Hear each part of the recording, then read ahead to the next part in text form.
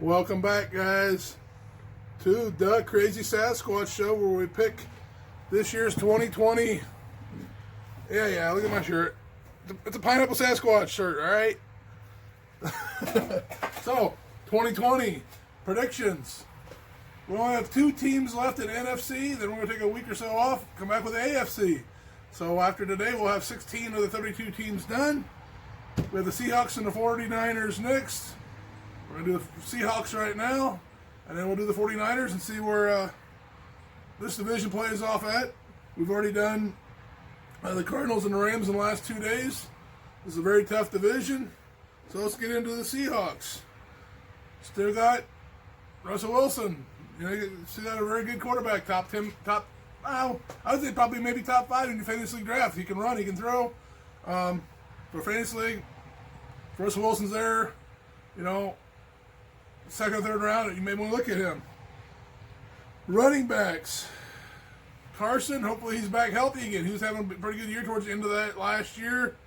Penny and him were doing a pretty good 1-2 back and forth. The games I watched, Carson go in one series, next series they're Penny in. You know, they're giving each other a break. Carson got hurt. They brought in Marshawn Lynch.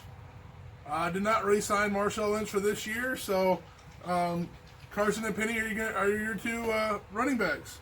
Tight ends, you got Disley. And guess what? You signed Greg Olsen over from Carolina, so a veteran. Hopefully he's got a year or 2 left in him, but with 2 tight ends, Disley and Olsen, might not be too bad there. Wide receivers, I really like DK Metcalf. I think DK Metcalf's probably a top 20 wide receiver you want on your team, fantasy league-wise. You got Moore. Lockett's pretty good.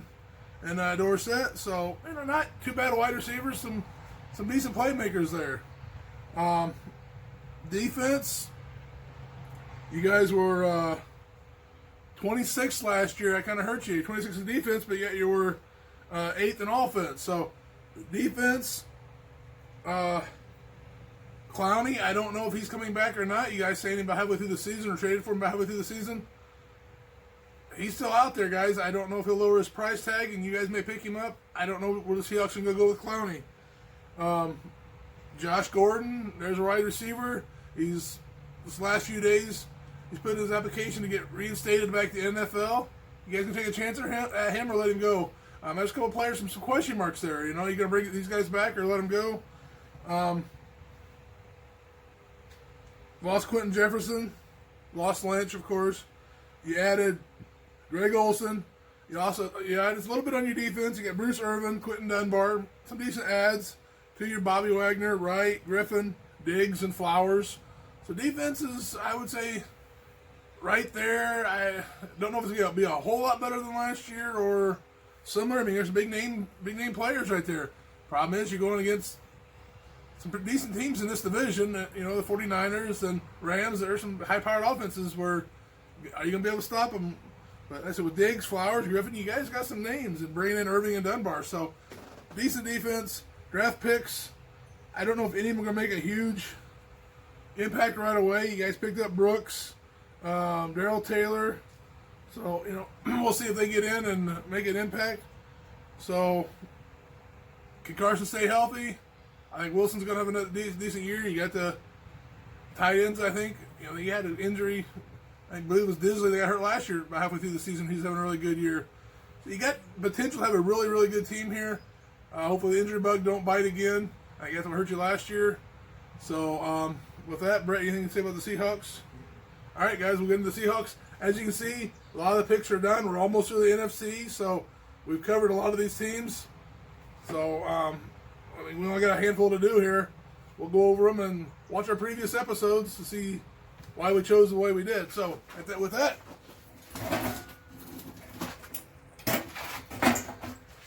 week 1, going to Atlanta. I just think right now, you guys get a better overall team, a little better defense. Pull this one off. All right, week 2. New England Patriots come visiting. Brady's no longer there. Gronkowski's no longer there. You still got a pretty good defense there in New England. But without the offense to keep them off the field, will they get tired? You still got some of the running backs you had there in Falk, and I just think Seattle going to have the better unit at this point in time with a rookie quarterback. You're going to bring that defense in, make him beat you. I don't know if he can. Not this early in the season. I'm trying to give you guys a win here, but my green marker's kind of, I think Sasquatch has been chewing on it a little bit. If it was last year's New England, I would say it's a close matchup, and Seahawks would win. But this year, New England has gotten way worse in offense and defense. They have late round rookies, no first or second round draft picks or rookies. So I think like a fourth of their team is going to be rookies at the start, and they've gotten rid of tons of their veteran players, the big name players. They're probably going to be bottom 20 in every single stat. Every single stat, they're going to be bottom 20. They're going to be lucky if they are in the top 20 in anything on offense or defense. I predict New England's doing very good this year. Week 3 at Dallas. You might have quarterback issues here if you can't sign Dak Prescott. Dalton may be playing, but I give Seattle a little more stable team at this point. At Miami, holy draft picks, Miami. You got a lot of draft picks, a lot of potential there. I don't see this early in the season of everything coming together yet with all your rookies, all your new players. I think Seattle has a little bit of the edge here because of the unit. Miami, you can be tough down the road. Just not yet. Not week 4 against Seattle, playoff contending team.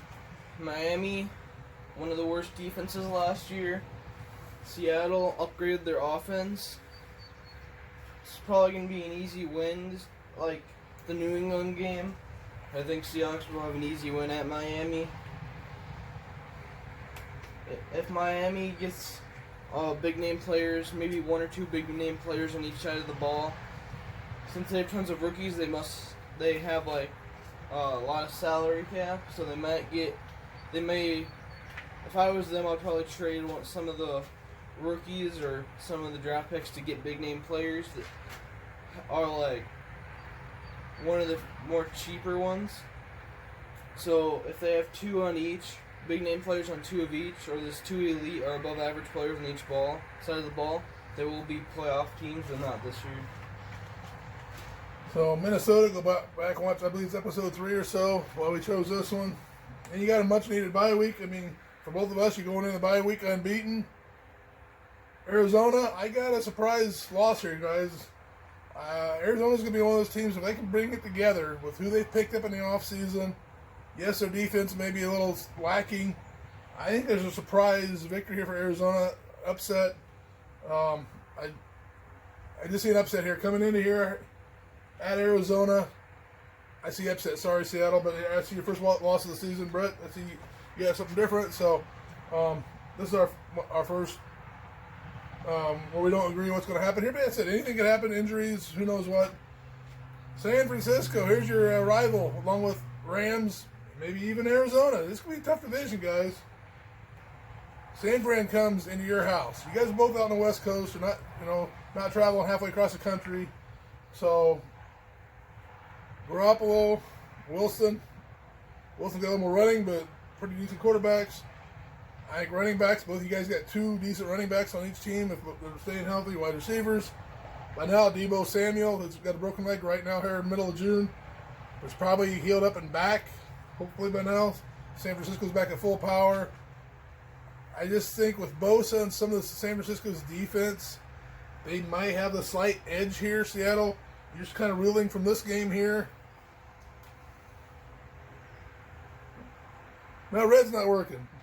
I get the Sasquatch quit chewing on my markers. He likes the flavored ones. They're not flavored, they just smell good to him. So, sorry. 2 losses in a row, guys. See, 49ers going to Seahawks. Both, they could meet in like the NFC Championship. They could meet in the playoffs. The only thing I see difference between them, Seahawks offense kind of counters the 49ers defense. 49ers offense kind of counters their 49ers offense counters their defense. It's a pretty even matchup, but whoever's home stadium they're in wins. That's the only difference I see against these two teams. But they're probably going to be one of the best in the NFC, both of them. Probably just see the edge given to Seahawks. Buffalo. I think Buffalo's going to be a surprise team. New England's no longer chief of that division anymore. I think Buffalo may be the new reigning champion of their division. Josh Allen, if he can make wise passes, he can run, he can, kind of do it all. Just quit turning over the ball. I really like Singletary. I think he's a top 10 draft D. For your fantasy league drafts, I like Josh Allen as right there too. I mean, he can run, he can throw, he can pass, run for a long distance. I like Josh Allen and Singletary here. They just picked up Stephon Diggs to go with the other wide receivers. Going to be a pretty tough offense here. Defensive wise, they already had probably a top 5 defense. I don't know. You're going into Buffalo, Seattle. I don't know about this one. I think Buffalo's going to be looking for the playoffs. Yes, you got a good defense. Buffalo's going to have an offense to counter that. I think Buffalo's defense may be a little better than your offense at this time. I see an upset here. Maybe that's not an upset. Maybe Buffalo's that good of a team. I think Buffalo's going to pull this one off. Like 49ers, Buffalo, I predict them very high in the playoffs. Against two playoff or Super Bowl caliber teams. At Buffalo, I give Buffalo the edge on this one. Buffalo, in my opinion, is a better team. They have a lot of weapons on offense, so does Seattle. But I think Buffalo's defense is a little better than Seahawks, and that's going to be the main difference. So you can watch our other episodes. Rams going to be a close one. Here's Arizona, maybe a little payback. Philly, playoff caliber team, but he can pull that one off. Giants. Then you got the Jets. I don't think the Jets are quite there yet. Yeah, they got some decent players on both sides of the ball. I just don't think they're the caliber team in 2020 that the Seahawks are going to be. So, Seahawks, you got a roll going here. You kind of had your little bit of a slump, but you got your team back together. I think you're rolling here for a while. Jets going to Seahawks. Jets, just like Miami and New England, I don't think they're going to be good this year. It's going to be an easy win for Seattle. Jets, they have a long ways to go before they are a playoff contender.